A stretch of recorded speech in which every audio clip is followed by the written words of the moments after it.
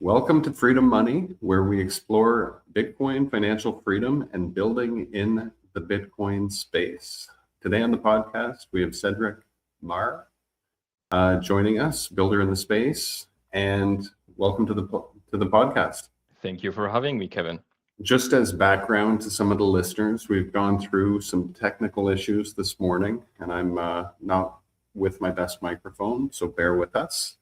But Cedric, maybe you can start giving us a bit of your background, specifically your Bitcoin journey and how you got involved in the space. So, I studied cybersecurity. I'm actually a cybersecurity engineer from EPFL and also ETHZ in Zurich.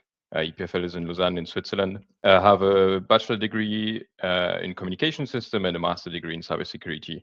So a little bit like a year, or not even a year before I actually joined university, I came across Bitcoin at some point in my life. Got a little bit interested in it, found it pretty cool, but I guess just didn't have the maturity to, go down the rabbit hole. Yeah, I guess like many, I kind of started with little games online, little betting websites and so on. The one I used the most was freebitco.in. I don't want to make publicity here, right? It's just the one I used. And there was like this roulette type, like high-low little game that you could play with Bitcoin. And naive as I was, I guess at that age, I was smarter than people and tried to apply like a martingale strategy, right? Which in theory works, but only if you have infinite money and also infinite bet size on each of the possibilities. And yeah, I thought like betting always just with one Satoshi would kind of like simulate infinity, right? Because it's a pretty small amount and you can like go pretty big. The little Bitcoin I got through faucets at that time, just lost it all basically. So then just forgot about Bitcoin. Thought it was kind of like a forgotten idea at some point, and joined university. But then like with the background I got at university, like with cryptography and so on, programming, also communication systems, decentralized systems and so on, well, at some point you just stumble upon Bitcoin again, right? And then you actually have these tools that you can better understand it and analyze it, and just like at that point kind of like go down the rabbit hole of Bitcoin. So that would be around like 2015, 2016. And then started accumulating, I guess, little bits of Bitcoin here and there. Like, I mean, I was still a student, right? So it was pretty low money, low amounts of money. And at first I wasn't a Bitcoin maxi in any way. I thought the other altcoins, meme coins, and so on, like Doge and Ethereum and so on, was just pretty interesting. But then like the more you go down the rabbit hole, I guess everyone kind of at some point starts to become a Bitcoin maxi. And nowadays, I'm working as a software engineer in custody for Bitcoin Swiss. Next to this, I also co-founded an education service, which is called BTC Education, Bitcoin to Crypto Education. Sometimes back, I also co-founded and was the CTO of Frictionless. That's kind of like a self-custody fees as a service service. And I mean, this project is quite frozen right now. And other than this, I'm also chairing the cybersecurity working group of the Crypto Valley Association here in Zug and in the Crypto Valley. So that's pretty much, I guess, my Bitcoin story from the very beginning to nowadays. It's really interesting. And so I'm assuming you studied computer science or engineering. So communication systems is actually in parallel to computer science. So at EPFL you have like it's kind of split into computer science. So that would be directly working or like studying the machine itself. That could be hardware, software based, but then you have communication systems where you focus a little bit more on the communication between all of these systems. Then you have data science, right? Just about data. And then at some point for the master degrees, they introduced the cybersecurity curriculum, and that one I then just joined and was able to do a double degree at EPFL in Lausanne and ETHZ in Zurich. Amazing. I see. So my son, who's working for Cadena now, is taking computer science, computer science, and it was funny seeing cryptography as a course that, you know, my degree's in economics. I didn't touch these things, Yeah. but it, you know, over this decade or more than a decade that you've been involved in the space, you've seen a number of different things from a number of different angles, and you know, the space evolved over time. So it's a really interesting perspective. And now you're still wearing multiple hats, but I think the focus is really on the communication piece. And so are you able to dive into that a bit more? And separately, I do want to come back to the cybersecurity piece and what you're doing with the association, selfishly. Do you mind repeating this question? Well, it was a long question, so I'll start from the back. But Yeah. the piece I want to start with a bit is what you're doing on the cybersecurity with the association, and then I quickly want to move to the communication work, which I think is the centerpiece of education what you're work, you doing mean? now. Yeah. So yeah, I mean, I'm working as a software engineer in custody for Bitcoin Swiss. So that would be the how do you say, the where I'm working the closest to the cybersecurity topics, right? Yeah. So Bitcoin Swiss is building their own cold custody system internally, and I'm part of this Vault team. So day to day, I'm working with cryptographic functions. We are kind of implementing our own libraries, right? We're not reinventing cryptography, but we're actually rewriting our own internal libraries because we just don't want the third party risk, right? That comes with with all these libraries, especially, you know, nowadays with you see this kind of every day, right? NPM packages get compromised and so on. So that would be mostly focused on the cybersecurity part, and then the education part, right? Where at some point I noticed that most people are somehow interested to know more about Bitcoin, but sometimes just, I guess, lack that little bit of motivation because they don't really know where to start, right? Many people, when you start conversations about Bitcoin, are like, this sounds interesting, but I just don't know where to start or how to start or what to read or how I should inform myself. And how do I even do this? Because, yeah, I mean, you go to your traditional bank and they just tell you, you shouldn't be doing this. That's the only answer you're getting, right? I got this in the past a few times with my own banks, which made me always a little bit smirk.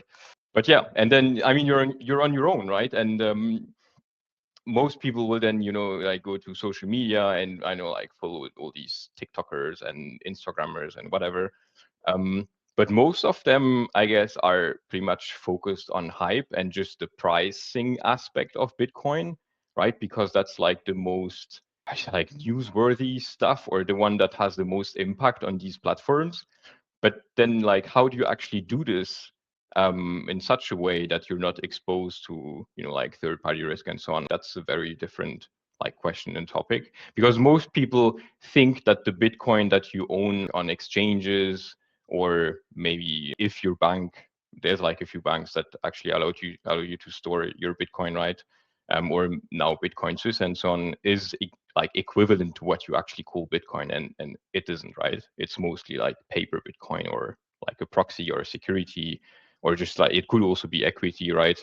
You know, like you could be exposed to Bitcoin in very indirect ways through, I don't know, like mining companies or exchanges that are listed and so on, or like now Strategy also, and the competitors. So yeah, at some point I realized that many people have many questions that kind of like remain unanswered or maybe answered in, I felt like, wrong ways. So I thought, you know, yeah, maybe I can just help these people, because I think like the more Bitcoiner we are, the better, right? In the end. I agree with this 100%. And I think like one thing, again, I talk about with my son a fair bit is really the usability aspect. And Mhm, people have this sense of familiarity with mhm, existing banking setup for the most part. There's kind of this trust, and you know, this is something totally new. And you know, getting people there cognitively sometimes takes a bit of time, I think, as we all know. And the people can be receptive to it at certain, it's like the words you say and the order you say them and how the person's predisposed to think about these things are all super important. But I think the one thing like that I keep coming back to is for a lot of, I'm just going to keep going and they'll edit. So could you restart that, like you said, I'm coming back to?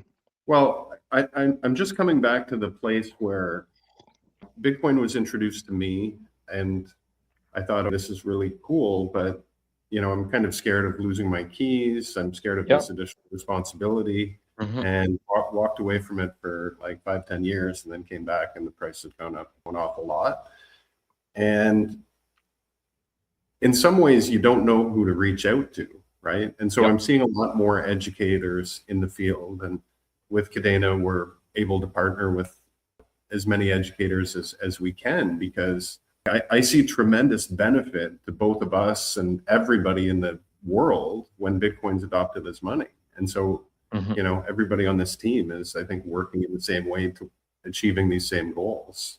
And so it's incredibly helpful to have people approaching it in different ways from different perspectives. And I mean, one thing that's extremely important with Bitcoin is that every mistake has consequences, right? And that's like, actually, it's a first in the end, right? Digital actions in the past, before, like pre-Bitcoin, never really had consequences, right?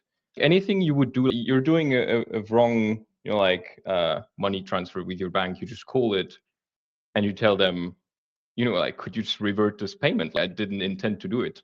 If you forgot your password, you just call, or you just contact through these, you know, like forgotten password forms, like Instagram or whatever platform you forgot the password for, and you just reset it, right?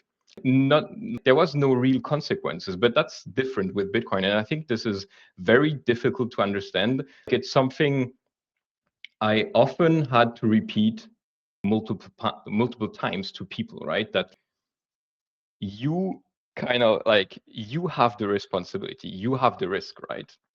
The risk is with you. But this choice to own that risk gives you new possibilities, right? Like, you actually then own your stuff. So if you accept that risk, well, then you can be sovereign. If you don't want to accept, but you still want exposure, well, then you can do a trade-off, right? Like, you're not taking that risk anymore. You're taking a different risk. You're taking a third-party risk in the end, but then you're not really owning your stuff anymore. So in the end, like, I mean, Bitcoin has many facets, many ways to, you know, like, get exposure to, and like how you handle it. Self-custody is not like necessary for anyone, but I think the great thing about this is that it gives you the choice to do it. Yeah, and then, like, quickly, you know, you commented on like how easy it is. Like, I guess you talked a bit about UX in the end, right? How easy it is to use Bitcoin as an end user. And I mean, I guess the reason why we have so many educators popping up right now is also because the UX is pretty bad in the end, right? Let's be real. User experience with Bitcoin, especially in self-custody, and especially even more if it's bigger amounts, is pretty, it's bad. Techies will always say like, no, it's not that bad. I mean, but they have so much background in, you know, like, these areas that just the random Joey doesn't have. I guess they just don't realize how complicated and complex that stuff is. So I think, and I always like to say this, with Bitcoin, I mean, like, we are still lacking, or we still, like, there still needs to be this Steve Jobs moment, you know, like this guy that will be coming and making the UX just like a simple swipe, and then you have like your self-custody Bitcoin, you own it, you can spend it the way you like. You have like hot wallet, cold wallet, medium, warm wallet, whatever, you know, like this, like Steve Jobs moment where everything is like so simple, you know, like just sending an email today.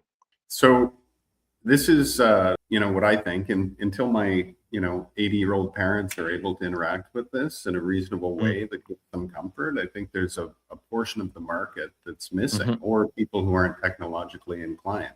So this, I think, folds into really what I wanted to get to, and which is what you're building right now. I mean, you founded your own company, so let's dig into this. Sure. I mean, so BTC education, right? Bitcoin to crypto education is in the end really to empower individuals. We want to empower businesses. We also empower C-levels, people that take decisions inside of corporate structures and so on. We empower also family offices to, in the end, like navigate, I guess, the Bitcoin ecosystem and world. Yeah, and we try to do this through like very tailored and comprehensive education.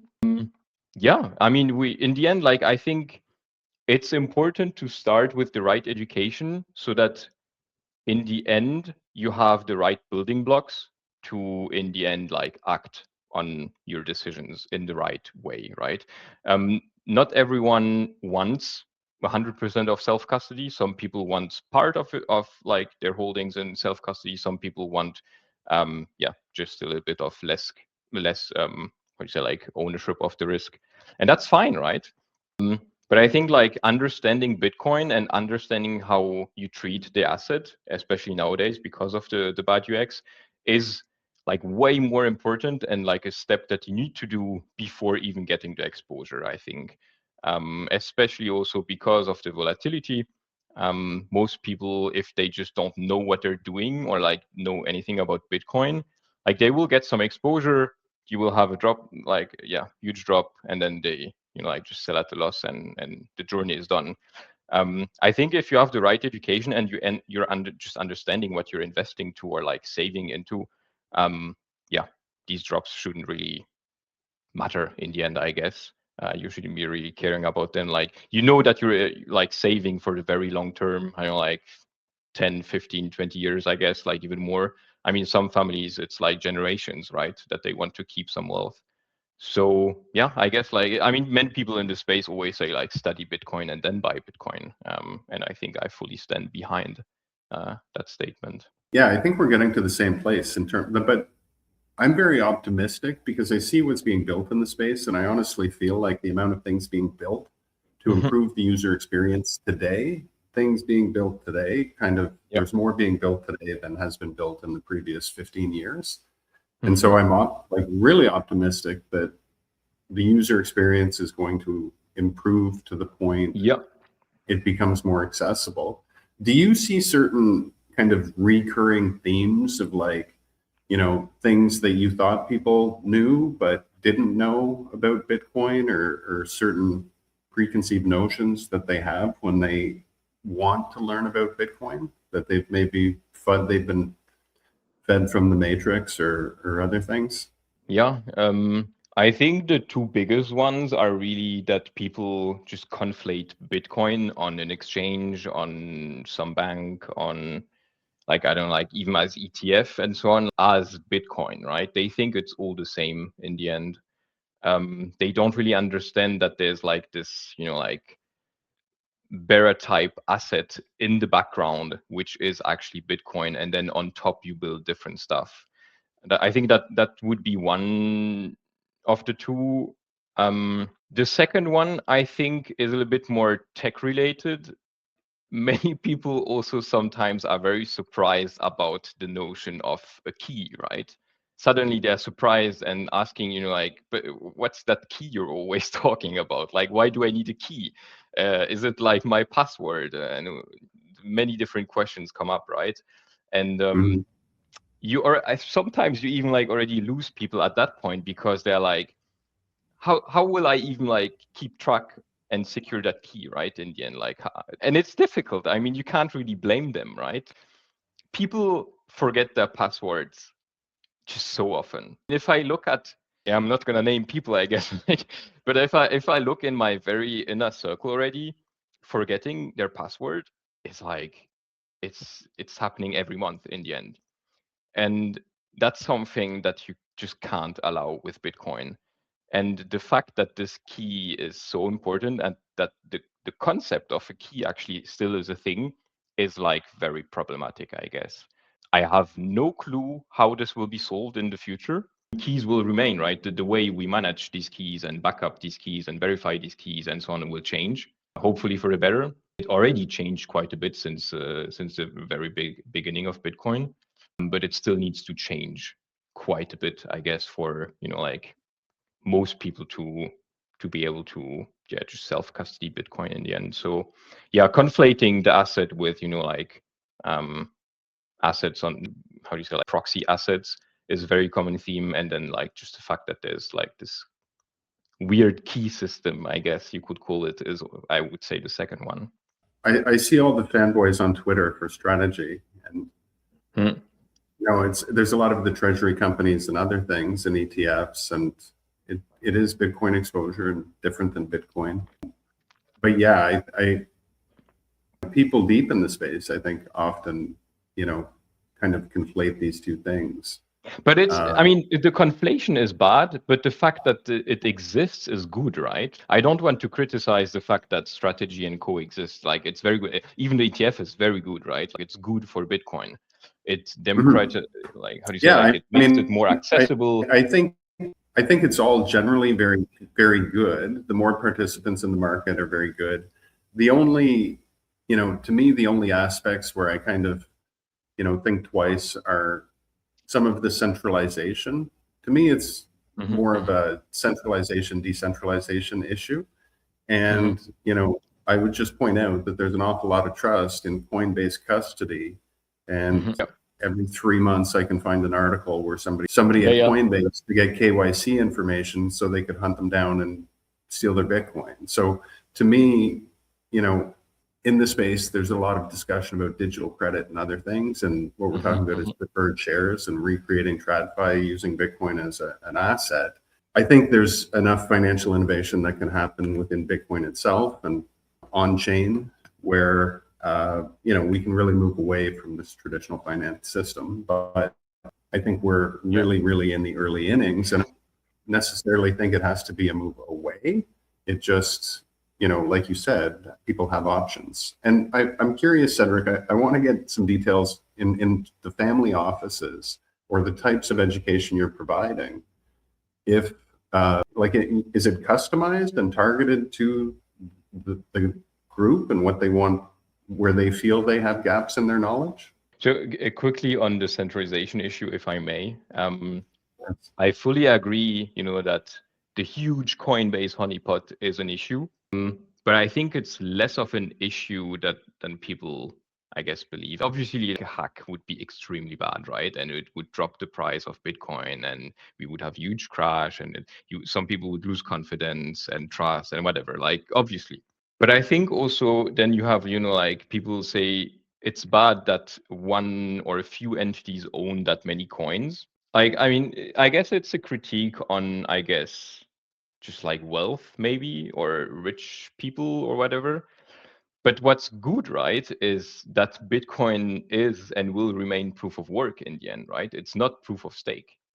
So just owning coins gives you absolutely no power over the network or decision rights or whatever, right? And that's like a good thing. So I guess, like, from a financial perspective, it might be bad if it ever, like, something bad happens. But I guess from the network point of view, it's completely neutral. I mean, if some people like own 50% of all Bitcoin, in the end, that gives them absolutely zero power, other than maybe, like, if they would bribe software devs or whatever. That's always a possibility. But I guess, let's not go into that direction today. So yeah, by chance, I guess, or like by design, there's a reason why Bitcoin is proof of work and not something else. And yeah, I mean, to your question, I guess, on family offices. So we do only tailored, how do you say, like, workshops and courses, coaching, like, it's even consulting sometimes. I guess it can have like many different names in the end, but it's always tailored, always, because every family in the end has very different needs, right? Especially already you start with the size of the family.